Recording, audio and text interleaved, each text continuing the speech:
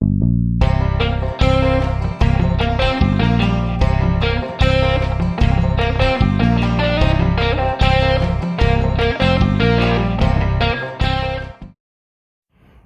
going on, y'all? So today we're back out here in the shop, getting ready to start on Gus Gus. I have to do some prep work before Tim comes over. I need to make the rear brake line bracket for the back axle. I need to cut a stud off the rear spare tire carrier. It got stripped out. And then I need to start working on getting the exhaust ready for him. So let me go ahead and show you what we're doing. You guys can see the mangled tire stud here. And he welded it 3/4 of the way around. So we're going to just get in here and try to cut that out as best as possible with a cutting wheel. Sorry guys. There you go. And go from there. After we do that, we're going to go ahead and I'll show you what we're doing for a brake line bracket.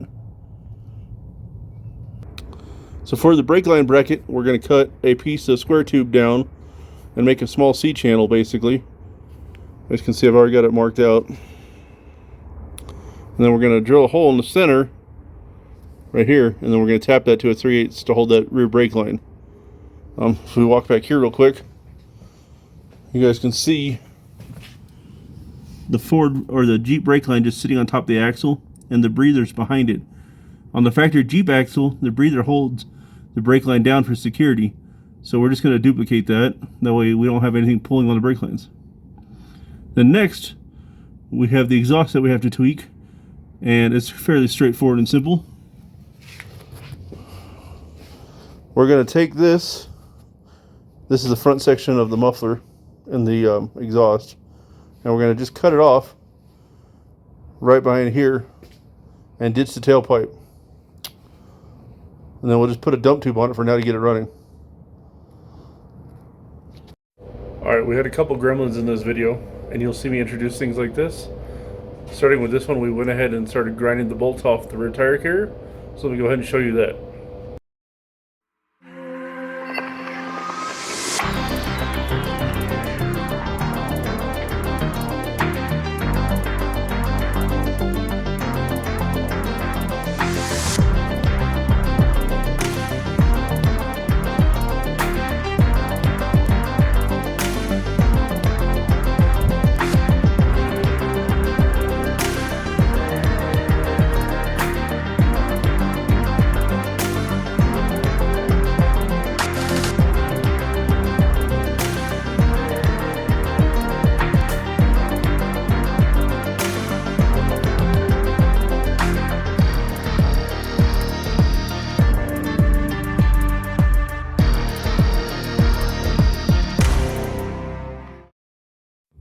Alright, so we ground the bolt head off. You can see it hanging up there. We're going to just get in here with a grinding disc, grind this flat, and that should break up the rest of the weld. Then we can hammer that stud out and set the new one in, and Tim can weld it up. Bolt is pressed out, or cut out. Now we'll go ahead and put the new one in, have Tim weld up when he gets here. With the spare tire carrier prepped and ready, we're going to start on our brake line bracket. As I said, this thing is already pre-marked where everything is.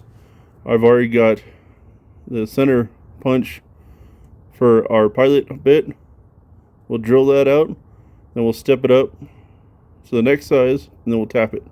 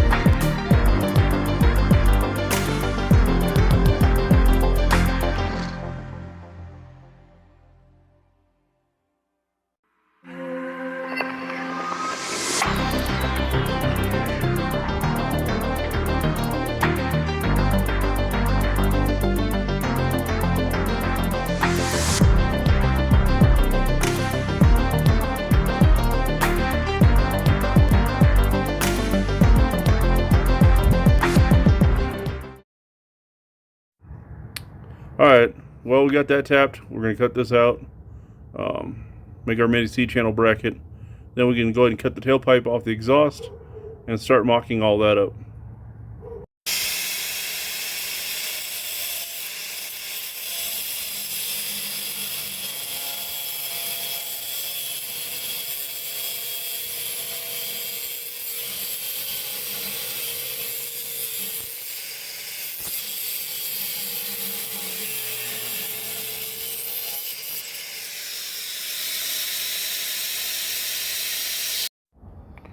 Here's the finished bracket. Just have to grind it, clean it, and it'll be ready to weld on. Now we'll go ahead and start cutting the exhaust and prepping that. Alright, so I forgot to hit the record button, but we took a 90, cut that down into a turn down, and then we cut the tailpipe off the muffler. I'll go ahead and show you a still clip of that now.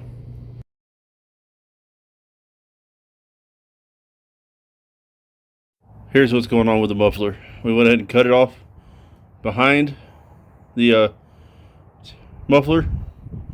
Tailpipe sitting over there. I'm just going to put a turn down on it. Now I may or may not cut it a little further forward so we can slip the turn down over it. But nice, sharp, simple and sweet. With the prep work done, I'm going to get underneath the Jeep. We're going to mock up the exhaust, figure out how long a turn down to put on it, and where the hanger goes. We're waiting on Tim to get here, which should be any minute. And once he does, he can start doing what he does. So let's go and get started on the exhaust. Alright, I didn't have a chance to show you because it's hard to hold the muffler, hold the camera, and get set up underneath it. There's just not a lot of room under the Jeep. But the turn down is just the right length to reach the rearmost hanger. Got to do a little trimming on the muffler, and then we have Tim weld that turn down on there. He's here. We're going to get started on welding. You'll all be seeing that. So let me go ahead and show you what we got going on. Mocking up the muffler underneath, we determined we're going to have to trim it back about here, so that way the turn down fits properly. So I'm going to go ahead and get my Sawzall out, and we're going to go ahead and do that.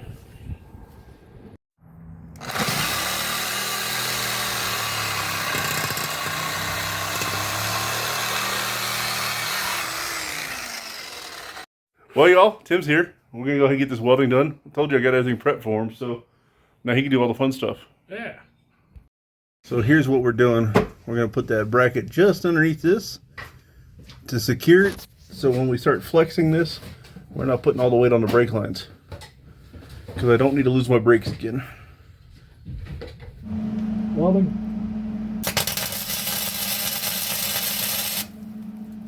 Oh yeah, we're good.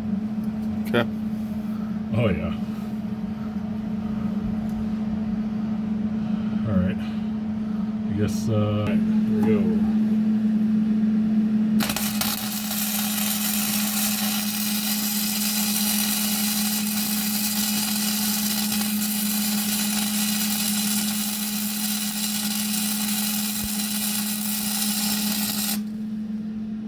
Go that way. Welding.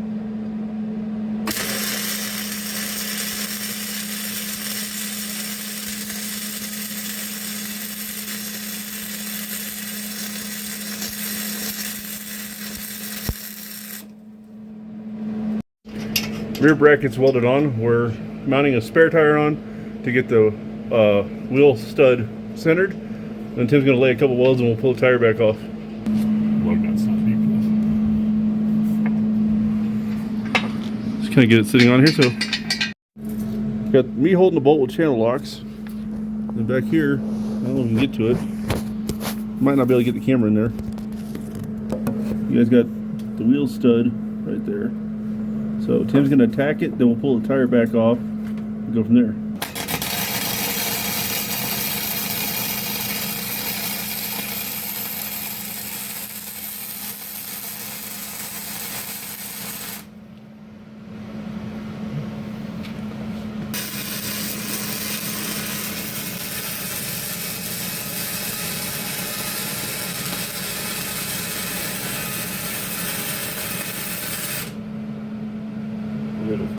So while Tim's tacking that tip on, I'm going to go ahead and get an exhaust hanger hung underneath her, and we can start working on getting that mocked up.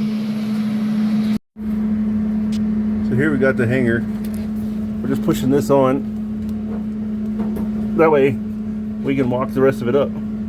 So that'll secure that. What we'll do is bolt the exhaust in now, and we can take the other hanger and figure out where it needs to go on the tailpipe.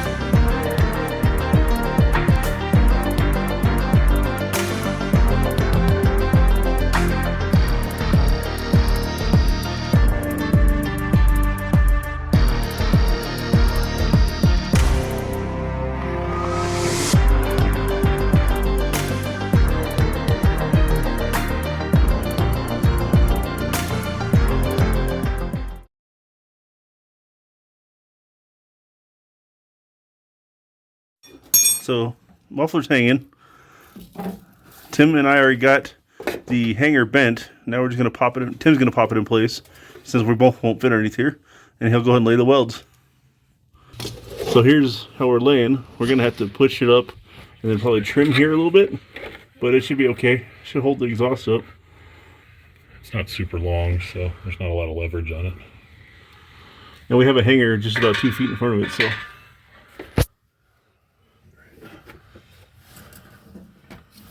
This guy.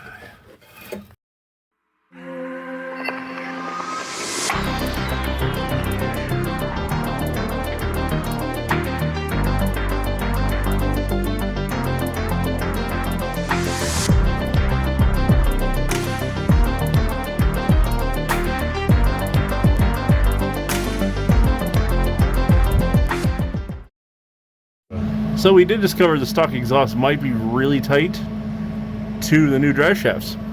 So only time will tell. Worst case scenario, I have to take it all back apart and put a different muffler on it. This is not what I wanted to see, but for now, hopefully we're okay, because I have a narrow drive shaft too. So we're gonna go ahead and do a test fire with a muffler and make sure we have a quieter Jeep now.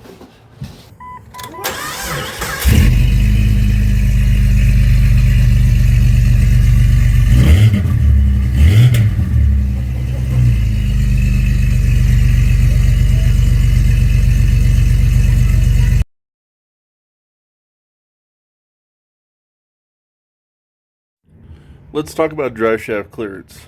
I know we left off last night finishing up the welding, and all we had to do was put a drive shaft in the backside. On the Ford Explorer, the axle is over to the passenger side, unlike a Jeep that is centered, so that moves it closer to the exhaust. That being said, we did go with a smaller diameter drive shaft. Traditionally, they're 2.5 inch 0.089 wall from Adams, but you can order them 2-inch diameter 120 wall. I ordered mine in a smaller diameter, and I couldn't remember why until now. It was to make sure we had adequate clearance around everything. So we're going to go ahead and get this drive shaft mocked in there, make sure clearance is good, and go from there. Here we have our rear drive shaft. As I was saying, it's 2-inch by 120 wall. This measures 34.25 inches. Hopefully I measured right, because I've never had to measure for a drive shaft before. And hopefully I have enough clearance from the muffler.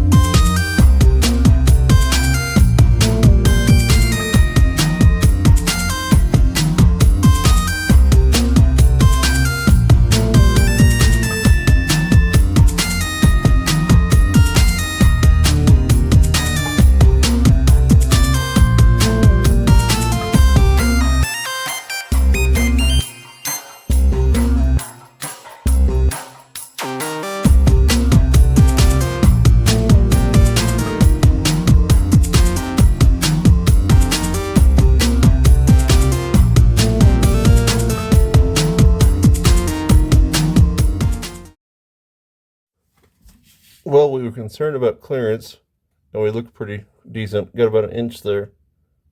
So we should be okay.